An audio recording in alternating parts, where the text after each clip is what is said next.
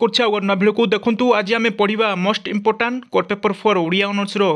ভজন এবং জনাণ হল নেক্সট প্রিভিয়স ক্লাস আপনার পড়ি চৌতিসা কণ তার লং কোশ্চিন মু মোস্ট ইম্পর্টাট আপনার পড়াই দেখুন সেই ভিডিও যদি দেখি না তাহলে প্লে লিস্টে যাই আপনার দেখিপারে আজ মোস্ট ইম্পর্টাট পড়া যেটা ভজন হল মানে সর্ট কোশ্চিন আসে আপনার 5 মার্কিয়া কিংবা 4 মার্কিয়া 2 মার্কিয়া যেকୌଣସି কোশ্চিন আইরু আপনার মানে পাইপারে তেণুক ভিডিও को लास्ट तक देखूँ आउ चैनल को जो नहीं आसते चैनल को एवं ही सब्सक्राइब कर दिखाँ जहाँफल कि प्रत्येक दिन आम एमती सब सिलेक्शन क्वेश्चन लॉन्ग क्वेश्चन ता सहित प्रत्येक आम सर्ट क्वेश्चन डिस्कसन करूँ है। तो देखो आज आम पढ़ा भजन एवं जनाण है। तो देखा भजन कहले कौन बुझ है प्रथम जाना भजन कौन तार गोटे डेफिनेशन देवा तार इंट्रोड्यूशन देवा तापर जाकि आम तार मान कनक्लूजन लिखा लॉन्ग क्वेश्चन आम जेकोसी जिते बड़े आम लॉन्ग क्वेश्चन लिखुचु ना प्रथम तार माने इंट्रोड्यूशन देवा भजन कौन है माने कौन आसी गोटे इंट्रोड्यूशन देकी तापर आम स्टार्ट करवा है। देखो तो मुझे यार हैंड नोट्स मुझे आनी आपको एठू पढ़ेबी आपको हैंड नोट्स सहित मुझे लेखिकी मैंने सरल भाषा लेखिकी आपको आनी ताइरु आपको पढ़ेबी है तो आपको बहुत हेल्पफुल हो पार है। तो चलो तो वीडियो को फटाफट डेरी नक फटाफट स्टार्ट करने है।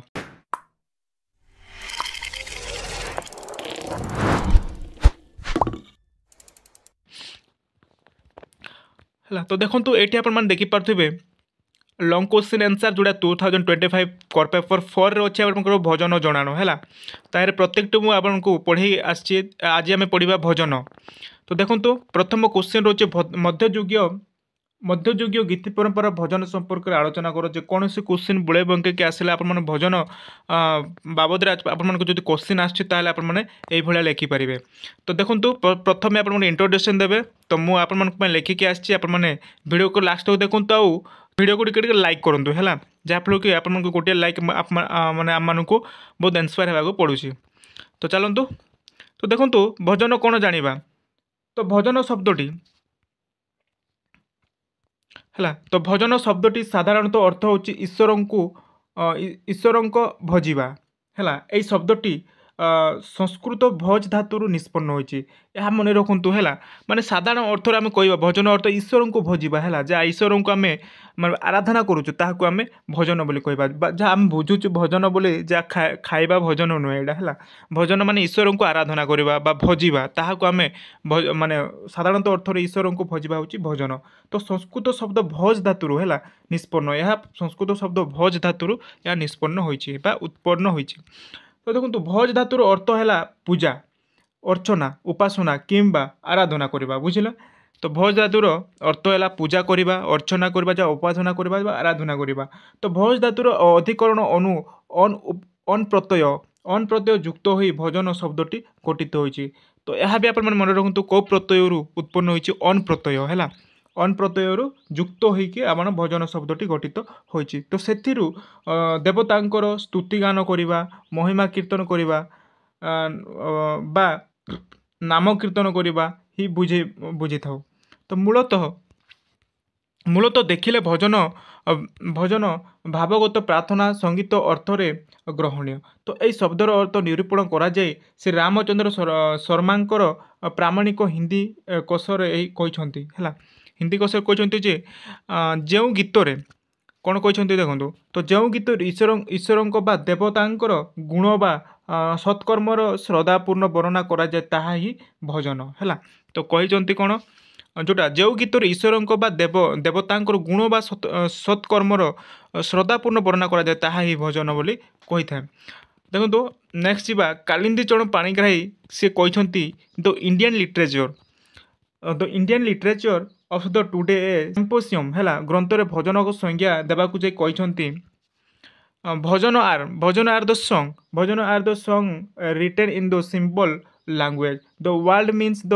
मेडिटेशन ऑन द गॉड है। तो ordinarily with the help of the symbolism bhajan explain the yoga the system and the philosophy of the Vedanta है। तो यहाँ कहते किए यहाँ कहते आम कालिंदी चरण पाणिग्राही। तो यह ओडिया रे देखु तो यहीपरि प्रेक्षी कहुपे जे भजन एक प्रकार भक्ति रसात्मक है स्तुति संगीत गंगाधारा परी शुद्ध निर्मल भजन भजनीर अंतरात्मक धोई अंतरात्मक को धोई ଧୋଇ ଧାଇ ଉଜ୍ଜଳ ଓ ପବିତ୍ର କରେ ହେଲା ଉଜ୍ଜଳ ଏବଂ ପବିତ୍ର କରେ ଯେପରିକି ଏହା ପରମାତ୍ମାଙ୍କର ଯଜ୍ଞ ଆସନ ପାଇପାରେ ଏହା କାମନା ବିହୀନ ଓ ଏଥିରେ ଉପାସ୍ୟ ଦେବାଦେବୀଙ୍କର ନାମ ରୂପ ଓ ଗୁଣର କୀର୍ତ୍ତନ କରାଯାଇଥାଏ ହେଲା ବୁଝିପାରୁଥିବେ ଆପଣଙ୍କୁ ଆଶା କରୁଛି ବହୁତ ସରଳ ଭାଷାରେ ଲେଖା ହେଇଛି ହେଲା ଲଙ୍କୁସିନ୍ ଆସିଲେ ଏଇଭଳିଆ ଲେଖିପାରିବେ ତ ଓଡ଼ିଆ ସାହିତ୍ୟରେ ଭଜନର ସଂଜ୍ଞା ଅପରିସୀମା ହେଲା ଚଉତିଶା ଚୌପଦୀ ଓ ପଡ଼ ହଁ ଷୋଡ଼ଶା ରୀତିର ବହୁ ଭଜନ ରଚିତ ହୋଇଥିବାର ଦୃଷ୍ଟିଗୋଚର ହୁଏ ଏ ସମସ୍ତ ଭଜନ ଗୀତଧର୍ମୀ ଆଧ୍ୟାତ୍ମିକ ଚିନ୍ତନ ହିଁ ଏହାର ମର୍ମବାଣୀ ଏକତାଳି ଖେମଟ ହେଲା ଯେଉଁଟା କାମଦି ଚକ୍ରକାଳୀ ତ୍ରିପଟ୍ଟା ଇତ୍ୟାଦି ବହୁ ରାଗ ରାଗିଣୀରେ ଏସବୁ ରଚିତ ହୋଇଛି ବା ବର୍ଣ୍ଣନା ହୋଇଛି ହେଲା ନେକ୍ସଟ ଯିବା ନେକ୍ସଟ ଦେଖନ୍ତୁ ଶରୀର ଭେଦ ଭଜନ କ'ଣ ସବୁ ଅଛି ଶରୀର ଭେଦ ଭଜନ ତ ଓଡ଼ିଆ ପଞ୍ଚସଖା ସାହିତ୍ୟ ରଚିତ କେତେକ ଭଜନରେ ପିଣ୍ଡ ବ୍ରହ୍ମାଣ୍ଡ ତତ୍ତ୍ୱମୂଳକ ବିଷୟରେ ବର୍ଣ୍ଣନା ଦେଖିବାକୁ ମିଳିଥାଏ ତ ଦେଖନ୍ତୁ ଏଗୁଡ଼ିକ ଶରୀର ଭେଦ ଭଜନ ନାମରେ ପରିଚିତ ତ ଧ୍ୟାନରେ ଅଣାକାରର ବ୍ରହ୍ମ ଦର୍ଶନରେ ରହସ୍ୟମୟ ଉପଲବ୍ଧକୁ ସୁପରିଚିତ କରିବା ଲକ୍ଷ୍ୟରେ ସେମାନେ ଅନେକ ଉପମା ଓ ରୂପକ ମାଧ୍ୟମରେ ଏହି ଗୀତିକା ଗୁଡ଼ିକୁ ରଚନା କରିଛନ୍ତି ଯଥା ସେଗୁଡ଼ିକ ହେଉଛି କ'ଣ ସବୁ ଦେଖନ୍ତୁ ସେଗୁଡ଼ିକ ହେଉଛି ବାଇମନ ବସି ହଂସକୁ ଭେଳା ହଂସ ଉଡ଼ିଗଲେ ବୁଡ଼ିବ ଭେଳା ପୋଖରୀ ଗୋଟିକ ଚାରି ଚଉକସ ଡିମ୍ବ ଛାଡ଼ିଗଲା ଅଣ୍ଡିରା ହଂସ ହେଲା ଏଇଭଳିଆ ଆପଣମାନଙ୍କୁ ବହୁତ ମଜାଇଆରେ ଲେଖା ହେଇଛି ତ ପରି ଅନ୍ୟ ପଞ୍ଚସଖା ହେଲା ଏହିପରି ଅନ୍ୟ ପଞ୍ଚସଖାଙ୍କ ଭଜନ ବେଶ ପ୍ରିୟଜନ ତ ପଞ୍ଚସଖାଙ୍କ ମଧ୍ୟରେ କିଏ କ'ଣ ଲେଖିଛନ୍ତି ଦେଖନ୍ତୁ ପ୍ରଥମେ ଜଗନ୍ନାଥ ଦାସ ଲେଖିଛନ୍ତି ଭୁଲା ମନ ଭୁଲୁ କାହିଁକି ହେଲା ଭଗବତ ଭଜନମାଳ ମନସୂତ୍ରେ ଗ୍ରନ୍ଥ ନ କରି ହେଳା ଆଉ ଲେଖିଛନ୍ତି ଅଚ୍ୟୁତାନନ୍ଦ କ'ଣ ଲେଖିଛନ୍ତି ଦେଖନ୍ତୁ ଅଚ୍ୟୁତାନନ୍ଦ ଦାସ ଲେଖିଛନ୍ତି ଆରେ ଭଜ ହେଲା ଆରେ ଭଜ ମନ ହେଲା ଭଜି ପାରିଲେ ପାଇବୁ ଦର୍ଶନ ଆରେ ମନ ମୋର ବାଟ ବସ ଘର ଖଣ୍ଡି ଦମ୍ବଗର ହେଲା ନେକ୍ସଟ ଦେଖନ୍ତୁ ଆଉ ଲେଖିଛନ୍ତି କିଏ ଯଶୋବନ୍ତ ଦାସ ଯେଉଁଟା ଯଶୋବନ୍ତଙ୍କ ତାଙ୍କ ଲେଖା ଅଛି ଆପଣଙ୍କର ବଡ଼ ମାଇ ବି ଜୀବ ନୁହେଁ କାହାରି ଦିନେ ନ ଭଜୁ ରାମକୃଷ୍ଣ ଶ୍ରୀହରି ମନମତ୍ତ ଦୁହାଳ ଗାଇ ତନ୍ତି ବାଘୁଡ଼ାକୁ ତନ୍ତ୍ର ଗିଲି ଦେଲା ତ ଚଷାକୁ ଗିଲେ ଲଙ୍ଗଳ ହେଲା ଏଇଭଳିଆ ଦେଖନ୍ତୁ ଶିଶୁ ଅନନ୍ତ ଦାସ କ'ଣ ଲେଖିଛନ୍ତି କାହିଁକିରେ ଶିଶୁ ଅନନ୍ତ ଦାସ ଲେଖିଛନ୍ତି କାହିଁକିରେ ବାଇମନ ହେଲା କାହିଁକିରେ ବାଇମନ ଭଙ୍ଗା ନାବ ପରେ ବସ୍ତୁ ଏମାନଙ୍କ ଛଡ଼ା ସାରିଆ ଭଗିଆଙ୍କ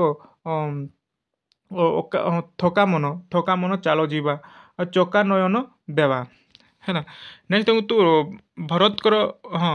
ଭରତଙ୍କ ମତରେ ସେ ଲେଖିଛନ୍ତି ଯେ କଳାକୃଷ୍ଣ କମଳ ଆଖି ହେଲା ଗଙ୍ଗାଧରଙ୍କ ସେ ଲେଖିଛନ୍ତି ଆରେ ସୁଖା ଖଡ଼ ତ ଏଇଭଳିଆ ଦେଖନ୍ତୁ ଏତିକି ଆପଣ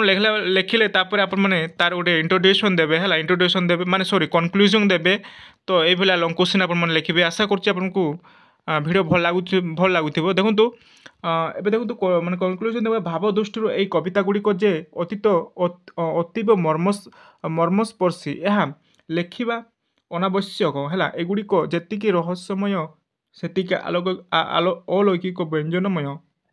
ତ ଏହି ଦିବ୍ୟ ଲୋକତ୍ୱର ଚେତନା ସମ୍ବଳିକ ଓ ଗୀତିକା ଗୁଡ଼ିକୁ କବିମାନେ ବିଭିନ୍ନ ଲୌକିକ ଓ ରୂପକ ଦ୍ୱାରା ବ୍ୟକ୍ତ କରିଛନ୍ତି ତ ଫଳରେ ନିରସ ଓ ଧର୍ମତତ୍ତ୍ୱ ସରସତାତ୍ତ୍ୱପୂର୍ଣ୍ଣ ଓ ହୃଦୟଗ୍ରାହୀ ହୋଇଛି ହେଲା ତ ଏତିକି ଆପଣମାନେ ଲେଖିବେ ହେଲା ବହୁତ ମୋଷ୍ଟ ଇମ୍ପୋର୍ଟାଣ୍ଟ ଯେଉଁଟାକି ଆପଣମାନଙ୍କର ରହୁଛି ଯେଉଁଟା ଲଙ୍ଗ କୋଶ୍ଚିନ୍ ଥିଲା ଆପଣମାନଙ୍କର ଭଜନ ମୋଷ୍ଟ ଇମ୍ପୋର୍ଟାଣ୍ଟ ଆପଣମାନଙ୍କୁ ଆଶା କରୁଛି ଆପଣଙ୍କୁ ଭିଡ଼ିଓ ଭଲ ଲାଗିଥିବ ତ ଦେଖନ୍ତୁ ଏଇଟା ଆପଣଙ୍କର ଲଙ୍ଗ କୋଶ୍ଚିନ୍ ଥିଲା ଯେଉଁଟାକି ଭଜନ ଏଠି ଏତିକି ଆପଣମାନେ ଲେଖିଲେ ଆପଣଙ୍କୁ ଗୋଟେ ଲଙ୍ଗ କୋଶ୍ଚିନ୍ ହେଇଯିବ ଦେଖନ୍ତୁ ନେକ୍ସଟ ହେଉଛି ଆପଣଙ୍କର ଜଣାଣ ହେଲା ଭଜନ ପଢ଼ିବା ଜଣାଣ ଆମେ ନେକ୍ସଟ କ୍ଲାସ୍ରେ ପଢ଼ିବା ଦେଖନ୍ତୁ ନେକ୍ସଟ ଭଜନ ଏବଂ ଜଣାଣ ମାନେ ସମ୍ପୂର୍ଣ୍ଣ ମାନେ ପାର୍ଥକ୍ୟ ସମାନ ଯେପରିକି ସମାନ ଅର୍ଥରେ ମାନେ କହିପାରିବା ଦେଖନ୍ତୁ ଏଇଟା ମୁଁ ଆପଣଙ୍କୁ ନେକ୍ସଟ କ୍ଲାସ୍ରେ ମୁଁ ପଢ଼େଇବି ଯାହାକି ଦେଖନ୍ତୁ ମୁଁ ଏହାର ହ୍ୟାଣ୍ଡନୋଟ୍ସ ଆପଣଙ୍କୁ ନେଇକି ଆସିବି ଯାହାକି ଏଇଟା ହ୍ୟାଣ୍ଡନୋଟ୍ସ ମୁଁ ଆପଣଙ୍କୁ କରିନି ତେଣୁକରି ନେକ୍ସଟ କ୍ଲାସ୍ରେ ମୁଁ ଆପଣଙ୍କର କେଉଁଟା ଆମର ଜଣାଣ ପଢ଼େଇବି ହେଲା ତ ଦେଖନ୍ତୁ ସାଧାରଣତଃ ଭଜନ ଜଣାଣ ମଧ୍ୟରେ ବିଶେଷ ପାର୍ଥକ୍ୟ ନାହିଁ ହେଲା ସେମ୍ ଆପଣମାନେ ଭଜନ ଏବଂ ଜଣାଣ ସେମ୍ ମାନେ ସେମ୍ ଅର୍ଥରେ ଆପଣଙ୍କର ସେମ୍ ଡେଫିନେସନ୍ ପାଇପାରିବେ ହେଲା ତ ଦେଖନ୍ତୁ ଏଠି ଲେଖା ହେଉଛି ଭଜନରେ ଭଗବାନଙ୍କର ଗୁଣ କୀର୍ତ୍ତନ ଓ ମହିମା ଗାନ କରାଯିବା ବେଳେ ଜଣାଣରେ ଭକ୍ତଙ୍କର ଦୈନ୍ୟବୋଧ ହେଲା ଏଠାରେ ଭକ୍ତଙ୍କର ଦୈନ୍ୟବୋଧ ଲାଳସାମୟୀ ଓ ପ୍ରାର୍ଥନାମୟୀ ଉଦ୍ଦେଶ୍ୟ ପ୍ରକାଶିତ ହୋଇଥାଏ ହେଲା। ତ ସେମ୍ ଅଛି ଆପଣଙ୍କୁ ପଢ଼ିବାକୁ ମାନେ ବହୁତ ବଢ଼ିଆ ଇଣ୍ଟରେଷ୍ଟ ଲାଗେ। ତେଣୁକରି ମୁଁ ଆପଣଙ୍କୁ ଏଇଟା ନେକ୍ସଟ କ୍ଲାସ୍ରେ ପଢ଼େଇବି କାହିଁକିନା ଆର ହ୍ୟାଣ୍ଡ ନୋଟ୍ସ ମୁଁ ଆପଣଙ୍କୁ ଆଣିନି ନେକ୍ସଟ କ୍ଲାସ୍ରେ ତାର ହ୍ୟାଣ୍ଡ ନୋଟ୍ସ ସହିତ ମୁଁ ଆପଣଙ୍କୁ ନେଇକି ଆସିବି ହେଲା। ତ ଏଇଠି ଥିଲା ଆପଣମାନଙ୍କର ଯେଉଁଟାକି ଭଜନ ଆଶା କରୁଛି ଆପଣମାନଙ୍କୁ ଭିଡ଼ିଓ ଭଲ ଲାଗିଥିବ। ତ ଯଦି ଭିଡ଼ିଓ ଭଲ ଲାଗୁଛି ଭିଡ଼ିଓକୁ ଲାଇକ୍ କରନ୍ତୁ ଆଉ ଚ୍ୟାନେଲକୁ ନ ଆସିଲେ ଚ୍ୟାନେଲକୁ ସବସ୍କ୍ରାଇବ୍ କରିଯାଆନ୍ତୁ। ତ ଏଇଠି ମୁଁ ଭିଡ଼ିଓକୁ ରଖୁଛି ଧନ୍ୟବାଦ।